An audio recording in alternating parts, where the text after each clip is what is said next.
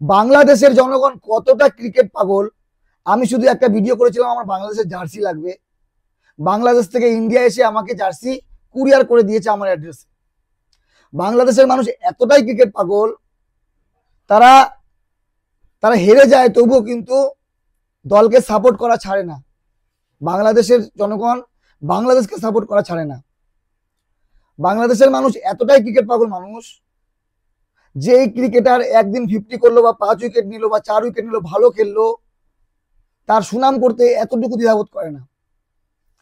বাংলাদেশের মানুষ এতটাই ক্রিকেট প্রেমী মানুষ যে বাংলাদেশ বিশ্বকাপের সুপার 8-এ গেছে বা বাংলাদেশ কোনো বিশ্বকাপে একটা বড় দলকে হারালে তারা খুশি হয়ে যায়। বাংলাদেশের মানুষের একটাই স্বপ্ন যে আমাদের দেশ চ্যাম্পিয়ন হোক বা সেমিফাইনালে যাক বা ফাইনাল খেলুক।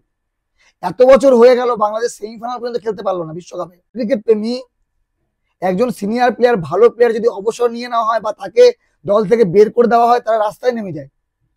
বাংলাদেশের জনগণ এতটা ক্রিকেট প্রেমী, আমি একটা ভিডিওতে বলেছিলাম যে আমার বাংলাদেশের একটা জার্সি লাগবে, যদি কারো কাছে থাকে অবশ্যই আমাকে জানাবেন।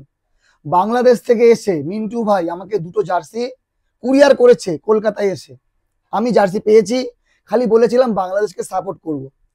সেই জন্য বাংলাদেশের জনগণ প্রচুর পরিমাণে আমাকে সাপোর্ট করেছে, আমাকে ভালোবেসেছে।